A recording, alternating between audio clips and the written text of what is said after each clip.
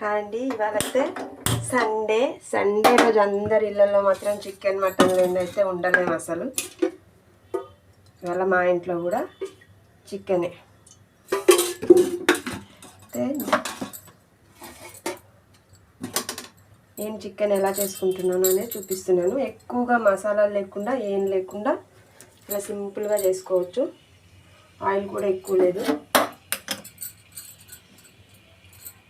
కొంచెం ఆయిల్ వేడెక్కేంత వరకు అయితే ఉందాం.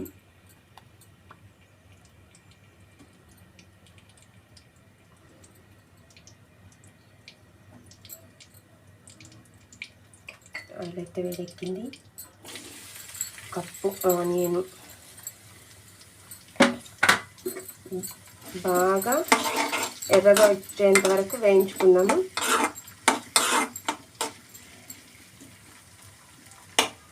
ఇవి మగ్గుతూ ఉంటాయి. మనము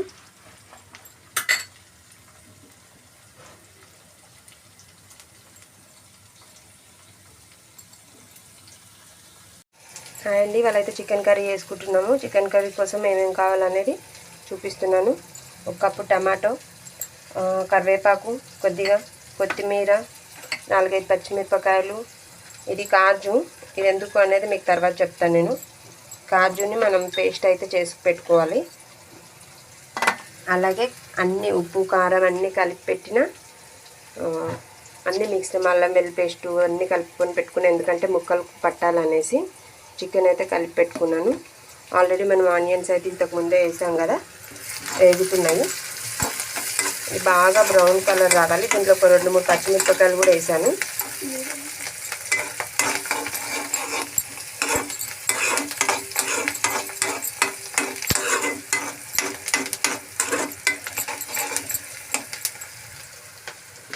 అవి బాగా ఎర్రగా అయ్యేంత వరకు మనం వేయించుకున్నాము. అందులో కొద్దిగా కరివేపాకు,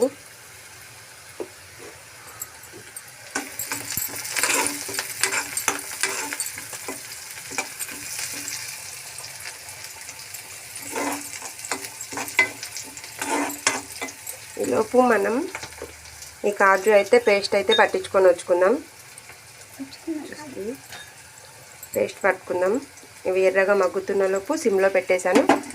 కొంచెంసేపు మగ్గుతూ ఉంటుంది. పొయ్యినైతే సిమ్లో కట్టేసి ఆ మగ్గుతున్న లోపు మనం ఇవి పేస్ట్ అయితే పట్టుకొచ్చుకుందాం. ఇవైతే కొంచెం బ్రౌన్ కలర్లో వేగాయి కాబట్టి టమాటా కూడా వేసేసుకుందాము.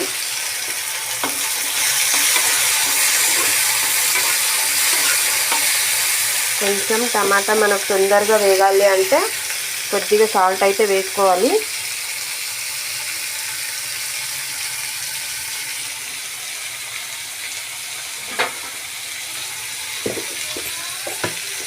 కొద్దిగా సాల్ట్ వేసుకుందాం.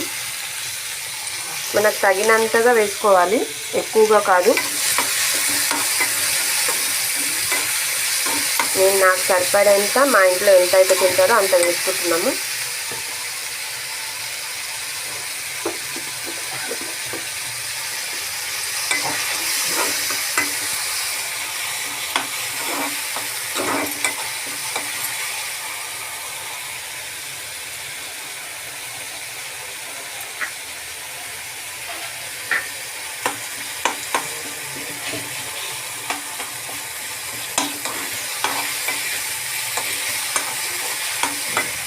దీన్ని మనం కొంచెంసేపు అలా మూత ఊసి పెట్టేసేద్దాం.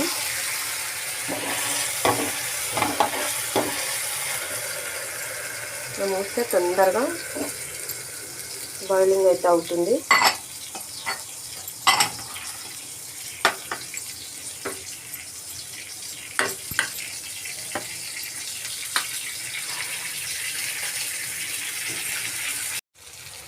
అండి టమాటా అయితే మగ్గిపోయింది.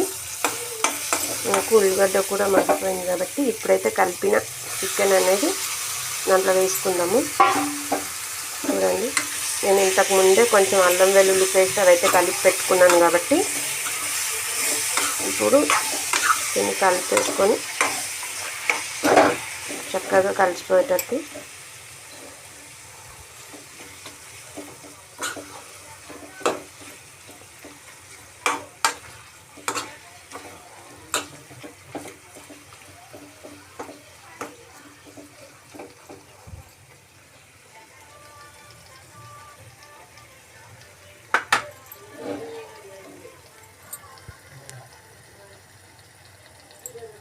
చూడండి చికెన్ అయితే ఇలా ఉంటుంది. దీన్ని మనం కొద్దిగా దీంట్లో నుంచి ఆయిల్ అయితే తేలుకునేంత వరకు అలా వదిలేసేద్దాము.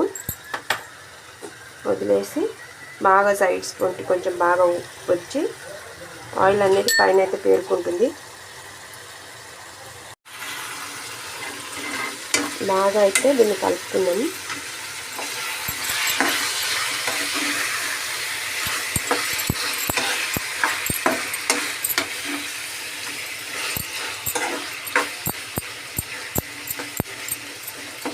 కలుపుకున్నాం కదా, ఇలా కలుపుకున్నాక మనం ఇంతకుముందు చికెన్ కలిపి పెట్టుకున్న గిన్నెలోది కొద్దిగా వాటర్ అయితే వేసేసుకున్నాం. ఇలా పడి ఉడుకుతూ ఉంటుంది.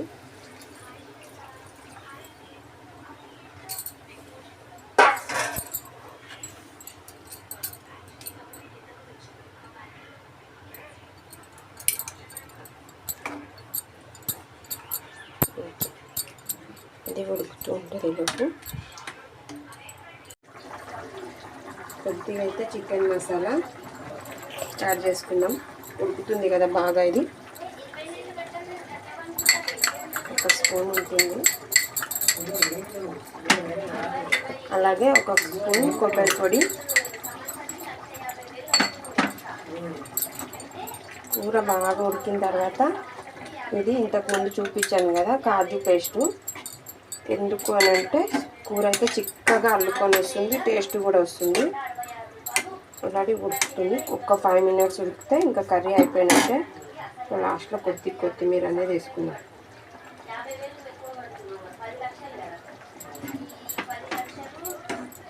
ఎక్కువ మసాలాలు లేకుండా ఏం లేకుండా తక్కువ మసాలాతో చికెన్ కర్రీ.